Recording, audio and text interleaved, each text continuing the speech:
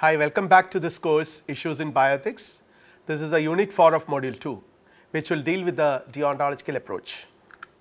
In the previous lecture, we have discussed consequentialism, but primarily utilitarianism, which is a form of consequentialism, which means that consequences are really important. They are very crucial in deciding whether a particular action is right or wrong. And deontological approach actually provides a very different and entirely different, directly opposite viewpoint, which vehemently argues that consequences are totally irrelevant.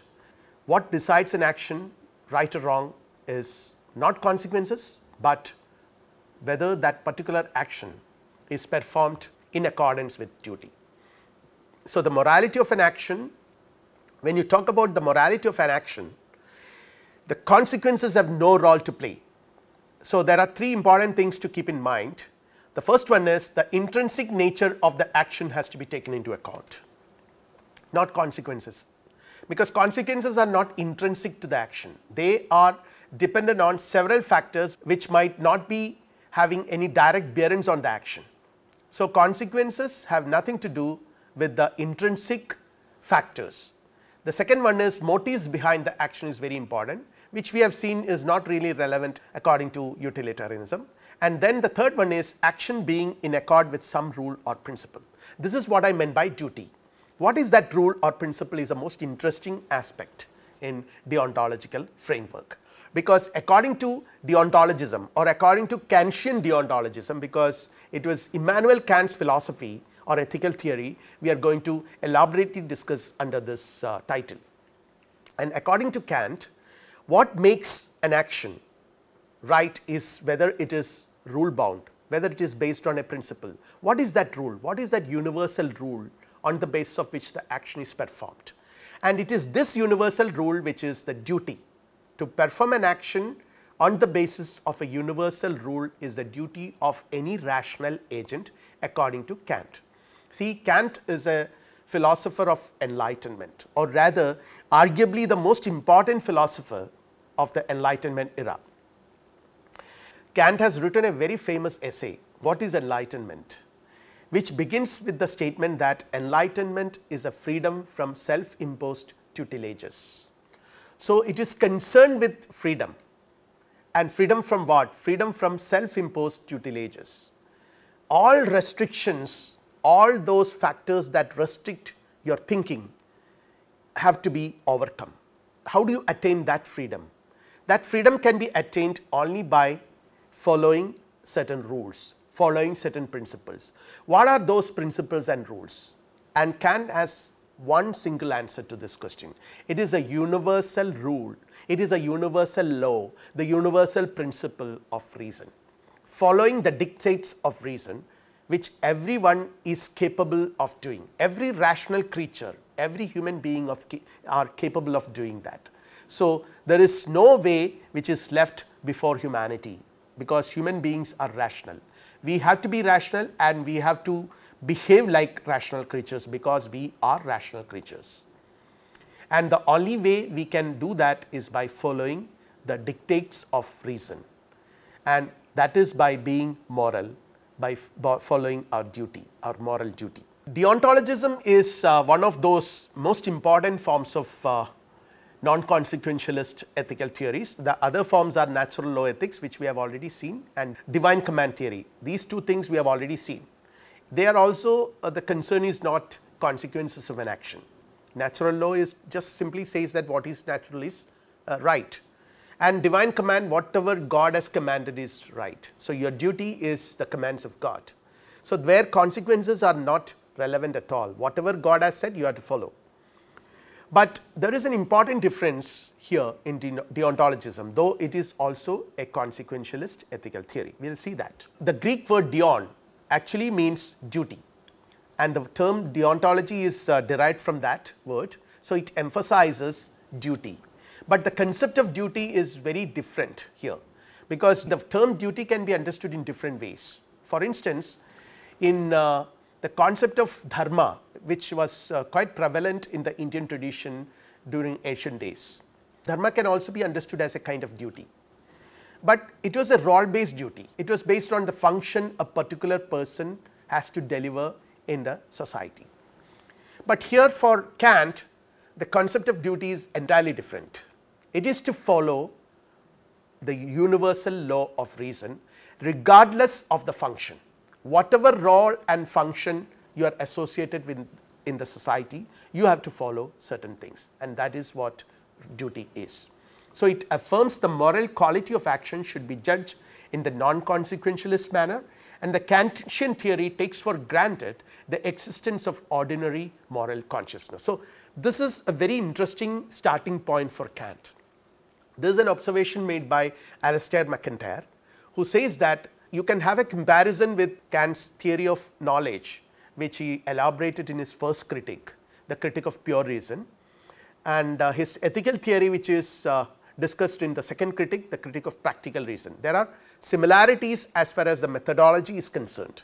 In Critique of Pure Reason, Kant was examining the very conditions of the possibility of knowledge, knowledge which is relevant in our scientific endeavors. That is why it is a critique of pure reason. Here it is a critique of practical reason, knowledge or the reason which is relevant in being ethical. So, he takes for granted the existence of ordinary moral consciousness, that he never questions. Like in Critique of Pure Reason, he takes for granted the possibility of scientific knowledge, he never questions that. The only question he raises there is how that knowledge is possible, how synthetic a priori propositions, which are propositions of natural science, are possible. That was the primary question, primary concern in Critique of Pure Reason. Here never questions the possibility of moral consciousness. His question is rather what character or moral concepts and percepts must have to make morality possible. So, that was the real question. He looks for the a priori unchanging elements in morality. The same thing, he looked for a priori categories in understanding to explain the possibility of scientific knowledge in Critique of Pure Reason. Here he looks for the a priori unchanging elements in morality, so that you can explain it. So, when you talk about the nature of moral percept, here the important concept which Kant underlines is the concept of goodwill. The goodwill is something which wills good, which is the only thing which is good. So, his question is what makes a goodwill good? What is the criteria?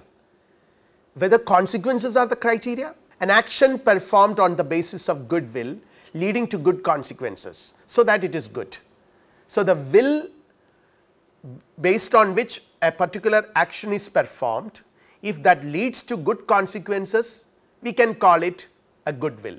Is that the answer? Kant says no. Again, there are some people who are by inclination very good.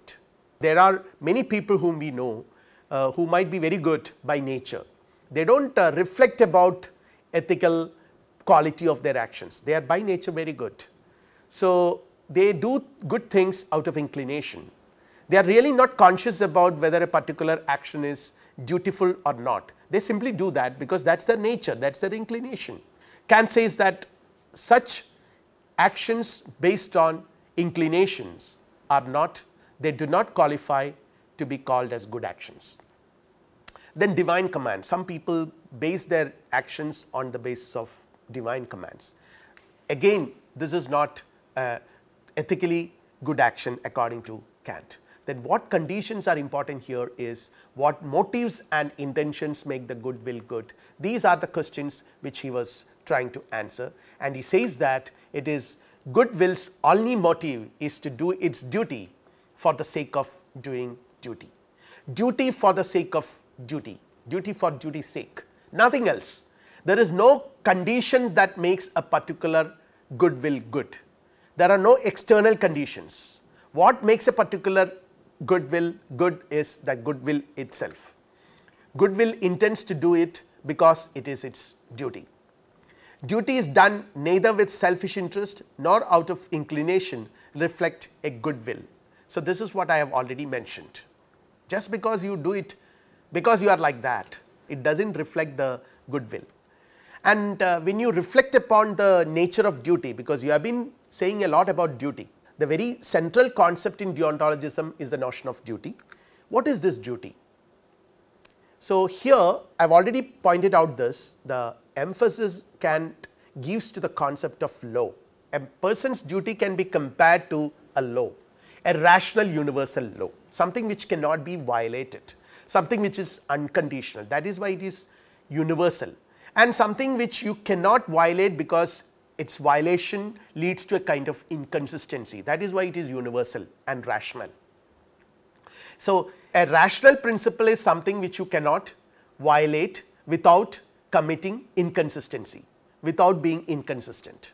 So, that is why it is a rational universal law, and as an obedience to law, that is universally binding on all rational beings. So, duty is something like an obedience to law which is universally binding, because I am a rational being, I am a rational creature, man is a rational creature, and a rational universal law is universally binding to all rational creatures. I be able to will that it should be acted on universally.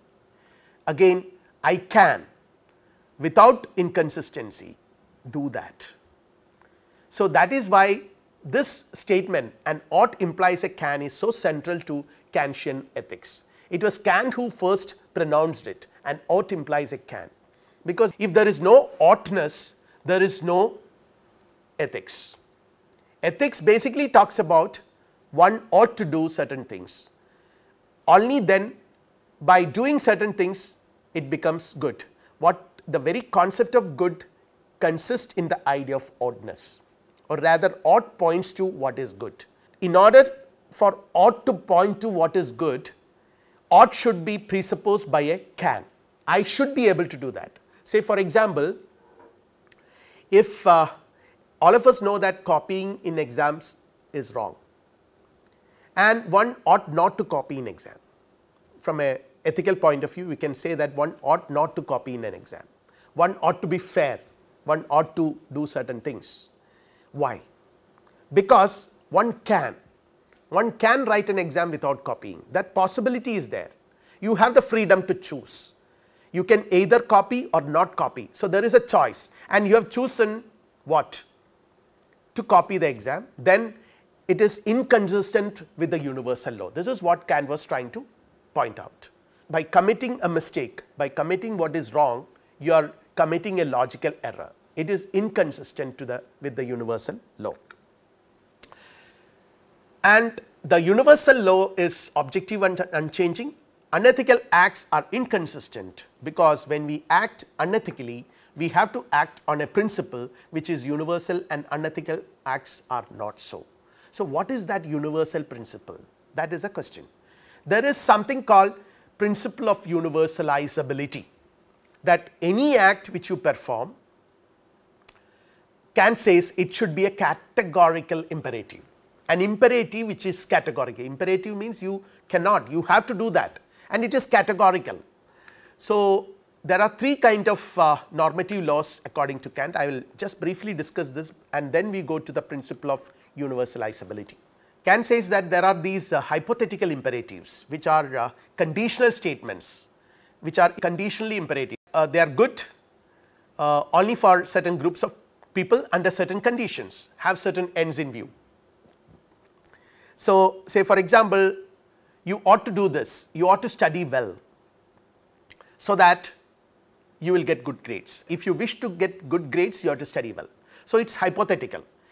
If you want to gain this, if you really desire to gain this, then you will have to do that. So, here this and that are related in a certain way. They are hypothetically related, they are not unconditionally related. Only if you desire this, that becomes relevant, otherwise not necessary. Again, there are these assertorial imperatives where everyone seeks certain ends, like happiness for example, and hence the hypothetical rules for attaining them are universally applicable. Say for example, they are conditional, as they only hold because of the condition that people seek them. If you want to be happy, you have to do certain things. All men naturally seek happiness, and hence the rules which are to be observed in order to attain happiness are assertorial. So, different from both kinds of assertorial and hypothetical imperatives, the categorical imperative which is relevant in the domain of ethics is quite unique. It is unconditional and universal. It is unconditional because it cannot be dependent on any factor which is outside it. A good will is good will in itself. A duty has to be performed for the sake of performing the duty. If it is done for the sake of something else, something which is external to that, then it becomes conditional. So, it is not conditional and it is unconditional and universal. The best example is a moral law. Moral laws do not depend on the ends at which men aim, and there is nothing good without qualification except a good will.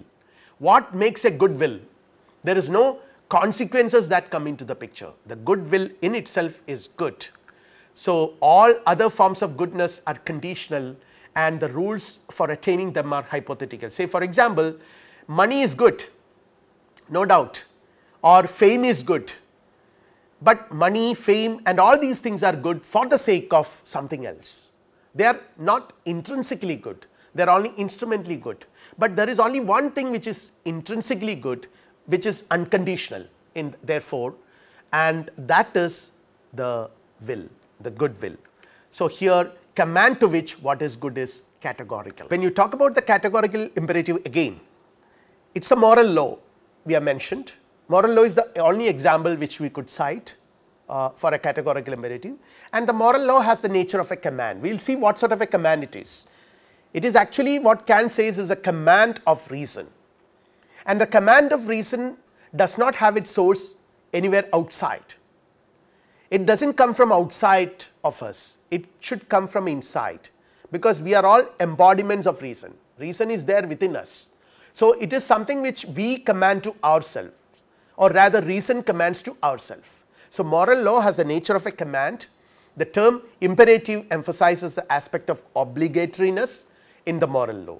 So, this is unconditionally obligatory, it is categorical, and here it resembles the command of a legally constituted authority, but it is significantly different from that, because a legally constituted authority is something which is external to us. Even we cannot say that the authority of this moral law comes from God, because then again if you consider God as something which is external to you, then you will have to say that the authority is external, which is not correct, which is not the way in which Kant was pointing it out. So, it is purely internal. As a rational being, man utters the commands to morality to himself. He obeys only himself, means that he obeys only the commands of reason which springs from his own mind, his own rational faculties, and its obedience to categorical imperative. I am not going to the details of the Kantian position here, because since there is a class on bioethics, I will be pointing out only very essential aspects of Kantian theory, because Kantian philosophy and Kantian ethics raises a lot of questions, a number of aspects to be elaborated, but I am not going to the details here. I will just explain certain very important points which I feel are quite relevant in the context of the kind of ethical deliberations which we will be making in the future lectures. There is nothing in this world or even outside of it that can be called good without qualification except a good will. So, it is the only thing which is unconditionally good, and other things like I have already mentioned this, talents, wisdom, money, etc. are good only on the condition that they are used by a good will. If you have a lot of money, but you are not using it for the sake of good purposes, then it is not going to be good. If you are an extremely talented artist, but you are pervert, then what is the use? If there is no good will to use it properly, it is going to be useless. They are not good when they exist alone. They become good only when they are associated with the good will, and the good will utilizes them. Things which are intrinsically good contain good will as one component in their makeup. Happiness is good only when it is a consequence of virtue. This is one interesting aspect of Kantian philosophy, because Kantian philosophy, as we have seen, does not bother about consequences. But then can we really be silent about consequences? Can we really be totally indifferent to good consequences? For example, pleasure. Pleasure is very important, no doubt. Happiness is very important in life. But what Kant says is that happiness should be a consequence of goodwill, and it is not the aim or a goal or an end for performing a good action. It should be rather a coincidence, and it is not just a coincidence, it will definitely happen. Happiness is associated with goodwill. The person who performs good actions with goodwill will definitely enjoy happiness, if not in this life, because the self, according to Kant, is immortal, and there is another principle called God who will associate, who will rather crown happiness with virtue. So, he says that goodwill is in itself an intrinsically good whole. It is unconditionally good, good with whatever accompaniments it is found, whatever consequences it may have, even miserable consequences. An action might have extremely undesirable consequences, but if it was performed with the right intention, then it is good. It is good even when it exists alone, and this is a very famous Kantian statement. I quote, "If with its greatest effort the goodwill should still achieve nothing, and there should remain only the goodwill, then like a jewel it would still shine by its own light as a thing which has its whole value in itself." Unquote. So, it is something which shine like a jewel in its own light. And what makes a goodwill good? Definitely nothing should come from outside for it to be good. It is a jewel which shine in itself with the light from that comes from within. It must be done on a rational principle. Moral standard is a law of reason. I have already mentioned this, because since we are all rational beings, the standard should be rational, universal. Willing is not mere wishing, as it is a purpose to action. Man is rational and deals with a universe that is constituted of rational principles.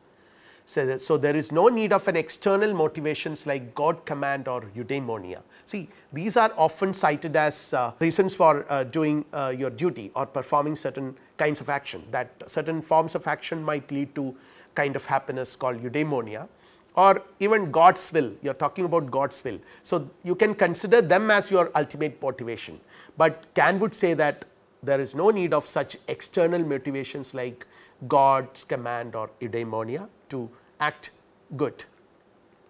So, there is uncompromising non-consequentialism, and categorical imperative asserts that act only on the maxim that which thou canst at the same time will to become universal law. So, you should base all your actions on a universal principle, on a principle which can be universalized. So, every action should be based on a principle which you should be able to universalize, so that you should be able to allow that, accept that others can also do the same thing. So, this is also a kind of a test for rightness of an action. This can be, this principle of universalizability can be treated as a test for rightness of an action, whether we are prepared that everybody else should adopt the rule on which we did the same action. So, that say for example, when I steal somebody else's money, can I do that? Can I make it a universal law? Is it okay if somebody else does the same thing to me? Somebody else comes and steals my money, is it okay for me?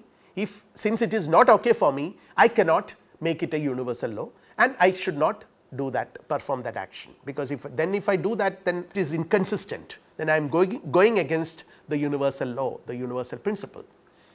It is a principle by which a moral law is tested, and though Kant's will means Kant's will without logical inconsistency.